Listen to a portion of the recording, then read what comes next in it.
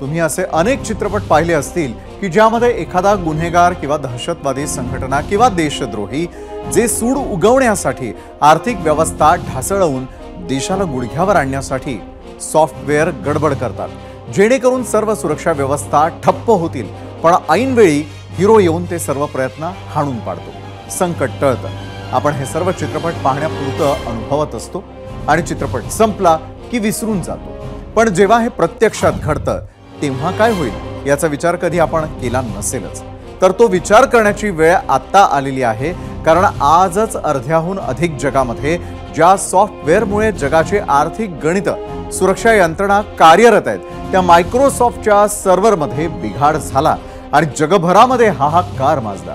Share market, विमान सेवा, hospital, आपत्कालीन सेवा, रेल्वे, टीव्ही चॅनल आणि बरंच काही ठप्प झालं आणि क्षणार्धामध्ये सर्वांच्याच पायाखालची जमीन सरकली। याचा सर्वाधिक फटका बसला तो महासत्ता अमेरिकेला।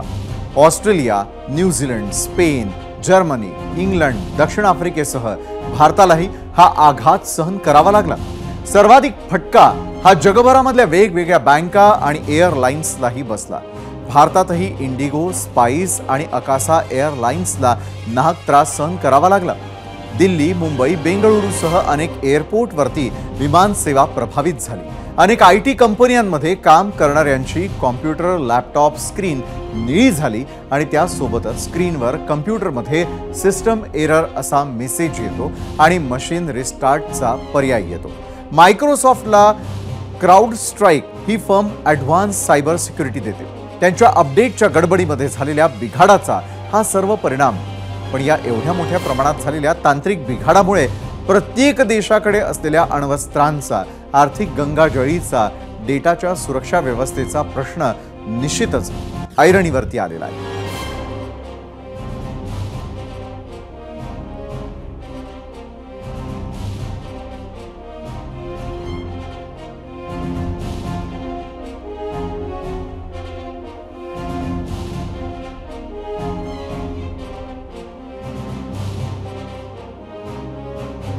तर आजची संपूर्ण ही घटना घडल्यानंतर जगभरामध्ये याचे नेमके काय काय परिणाम पाहायला मिळाले ते पाहण्यासाठी आपण आता जाणार आहोत आपल्या मीडिया सेंटरला। तर मायक्रोसॉफ्ट बिघाडाचा जगावरती परिणाम, जगभरामधील एअरलाइन्स, टीव्ही, टेलिकास्ट, बँकिंग आणि अनेक कॉर्पोरेट कंपन्यांच्या कामकाजावर परिणाम, अनेक बँकांच्या ऑनलाईन सेवा प्रभावित, मोबाईल बँकिंगवर मोठा परिणाम, डेबिट क्रेडिट कार्ड वापरण्यामध्ये अडचणी, ऑनलाइन पैसे पाठवण्यात अडचणी,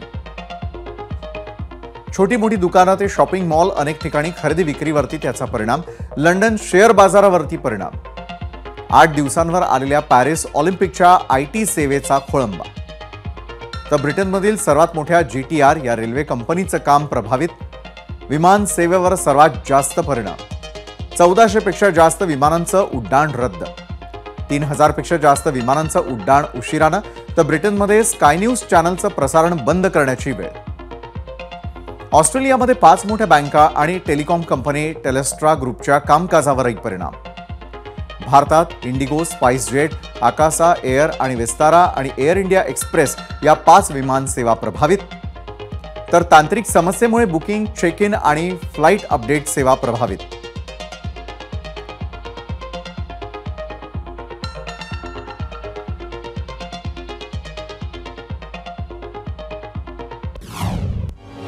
बरं, तर काय नेमकं जगभरामध्ये घडलं हे आपण पाहिलं, पण का असं झालं असावं हा सगळा प्रकार अत्यंत सोप्या शब्दामध्ये समजून घेऊयात आणि त्यासाठी जाऊयात आपल्या गेस्ट सेंटरला, जिथे आपल्या सोबत आहेत विज्ञान, संगणक तंत्रज्ञान आणि व्यवसाय यासह आर्टिफिशियल इंटेलिजन्स विषयावरती लेखन करणारे अच्युत गोडबोलेजी। अच्युत गोडबोलेजी, 0 अवरमध्ये आपलं खूप खूप स्वागत आहे। आज घडलेला जो प्रकार आहे तो नेमका साध्या सोप्या शब्दामध्ये समजावून सांगा की हा एरर का होता, सॉफ्टवेअर ज्या वेळेला कुठलंही आहे किंवा त्या ठिकाणी असलेला जो परिणाम आपल्याला आज पाहायला मिळालेला होता त्या मागची प्रमुख कारणं काय आहेत? आजकाल कुठलंही सॉफ्टवेअर जे लिहिलं जातं ते अनेक भागांमध्ये लिहिलं जातं आणि त्यातला प्रत्येक भाग हा मुख्य जी कंपनी ते तीच कंपनी तो भाग लिहिते असं नाही। उदाहरणार्थ मायक्रोसॉफ्टचं जे काही सॉफ्टवेअर आहे त्यामध्ये अनेक कंपन्यांचे पीसेस असतात, त्यामध्ये क्राऊड स्ट्राईक नावाची जी कंपनी ते सायबर सिक्युरिटीतला काही भाग ते सांभाळते. आता हे सगळं सॉफ्टवेअर त्याला आम्ही इंटिग्रेशन टेस्टिंग म्हणतो. म्हणजे प्रत्येक कॉम्पोनंट जो असतो तो या संपूर्ण होलमध्ये फिट होतो की नाही त्याच्याकरता तुम्हाला सिस्टम टेस्टिंग किंवा इंटिग्रेशन टेस्टिंग करावं लागतं. तर हे जे आता क्राऊड स्ट्राईक या कंपनीचा जो काही फॅल्कन नावाचा सेन्सर होता, बरं हे जे सॉफ्टवेअर असतं ते बऱ्याच वारंवार अपडेट होत असतात, त्याच्यामध्ये काही चेंजेस होत असतात. ते सगळे अपडेट झाल्यानंतर सिस्टम तशीच चालते की नाही हे टेस्ट करावं लागतं प्रत्येक वेळेला. कुठलाही अपडेट जेव्हा करतो आपण त्यावेळेला, आता हे फॅल्कन सेन्सर जेव्हा अपडेट झाला त्यावेळेला कदाचित टेस्टिंग मध्ये गडबड झालेली असली पाहिजे, कारण त्यानंतर हा अपडेट व्यवस्थितपणे झाला नाही आणि त्यामुळे ती सिस्टम गडबडली. आता हे काय असतं की हे मायक्रोसॉफ्टचं जे सगळे एअरलाईनचा डेटा असतो तो क्लाउडवर ठेवलेला आहे. क्लाउड म्हणजे काय, तर पूर्वी प्रत्येक कंपनी आपल्या स्वतःच हार्डवेअर सॉफ्टवेअर स्वतःच विकत घेऊन आपल्या कंपाऊंड मध्ये ठेवत असते. त्यानंतर डेटा सेंटरची कल्पना निघाली की डेटा सेंटरमध्ये तुम्ही जाऊन काम करा आणि डेटा सेंटरमध्ये हार्डवेअर आणि सॉफ्टवेअर ठेवलेलं असायचं. त्याच्याच पुढची पायरी म्हणजे क्लाउड.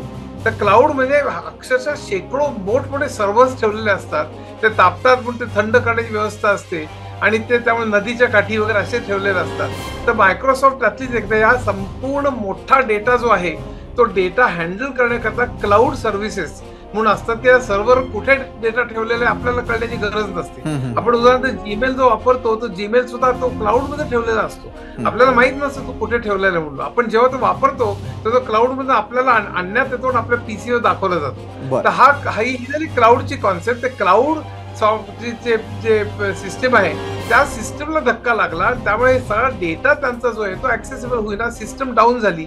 आणि ती सिस्टम डाऊन झाल्यामुळे ज्यांनी हा कॉम्पोनंट वापरलेला आहे आणि बऱ्याच लोकांनी वापरलेला, बँकांनी वापरलेला होता, एअरलाईन्सने वापरलेला होता, त्या सगळ्यांच्या सिस्टम ठप्प झाल्या आणि त्यामुळे त्याचं काम सुधारण्याचं काम आता चालू आहे आणि काही तासात ते होईल अशी अपेक्षा व्यक्त केली जाते. आता आपल्याला माहिती आहे केव्हा ते ऍक्च्युअली होईल.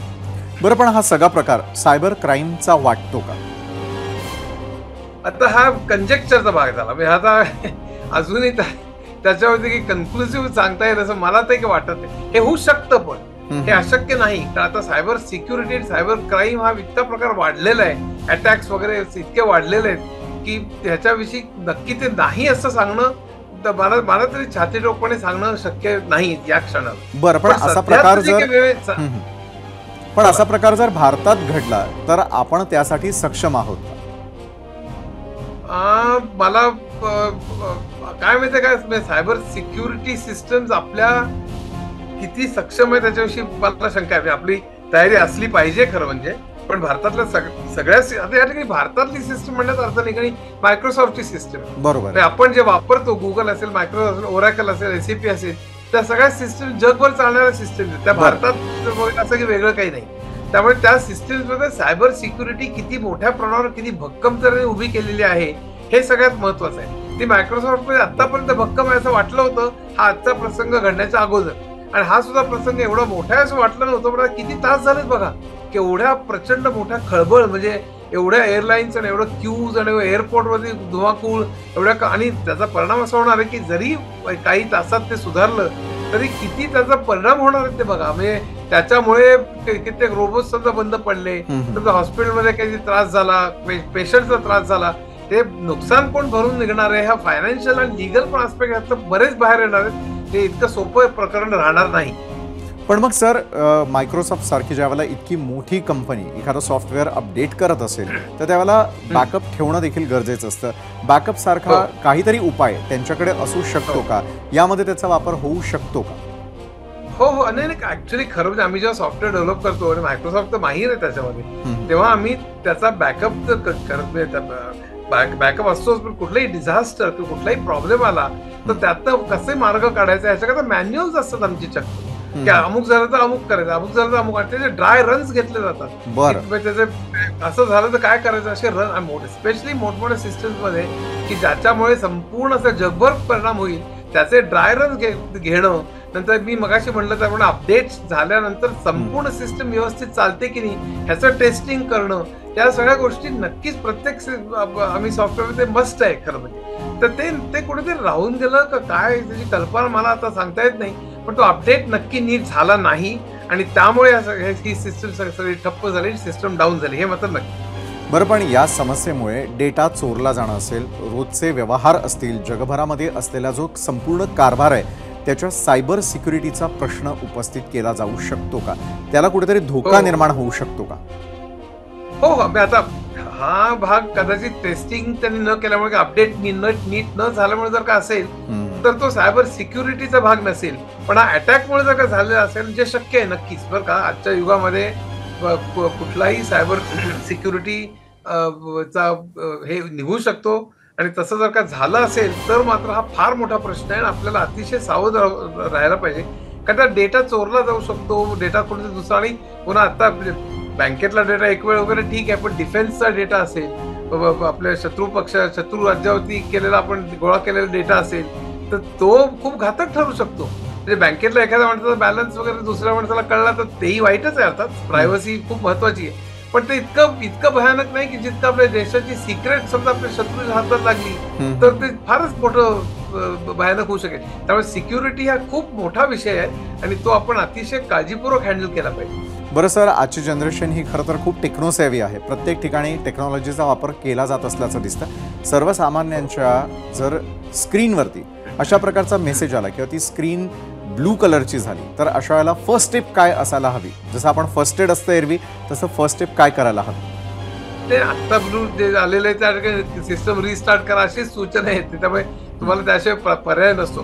मुख्य म्हणजे आपला डेटा बॅकअप करणं, ओटीपी कोणाला न सांगणं, पासवर्ड कोणाला न सांगणं, पासवर्ड सतत बदलणं वगैरे अशा ज्या सारख्या कॉमन ज्या गोष्टी आहेत त्या प्रत्येकाने पाळल्या पाहिजे. आपण दक्ष राहिलं पाहिजे. आणि याच्यापेक्षा म्हणजे कंपन्यांच्या बाबतीत म्हणाल तर त्यात एन्क्रिप्शन वगैरे बऱ्याच वेगवेगळ्या सिस्टम्स असतात. पूर्वी DES 64 बिट्सची होती, मग RSA 128 ची आली, आता त्यापेक्षा जास्त. तर ते एन्क्रिप्ट, जसं व्हॉट्सअपचे मेसेज आपले एन्क्रिप्टेड असतात तसं आपला डेटा पूर्ण एन्क्रिप्टेड आपण ठेवू शकतो. म्हणजे कोणी जरी वाचला म्हणजे त्याला ची भाषा आपण म्हणतो त्याप्रमाणे आपण एन्क्रिप्ट केल्यानंतर ते कशा तऱ्हेने एन्क्रिप्ट केलं हे माहीत जर नसेल तर त्याला डिक्रिप्ट करता येणार नाही, म्हणजे मूळचा मेसेज वाचता येणार नाही. अशा तऱ्हेने ठेवणं, अशा अनेक मार्ग आहेत त्याला. आणि त्यामुळे सायबर सिक्युरिटी आजच्या जगामधला अतिशय महत्वाचा विषय आहे. त्याच्यावरती कोर्सेस करतात लोक. खरं नक्कीच. धन्यवाद सर, तुम्ही इतक्या महत्वाच्या विषयावरती सखोल असं विश्लेषण केलं त्यासाठी. 0 आवर मध्ये आलात त्यासाठी धन्यवाद. ABP माझा, उघडा डोळे बघा नीट.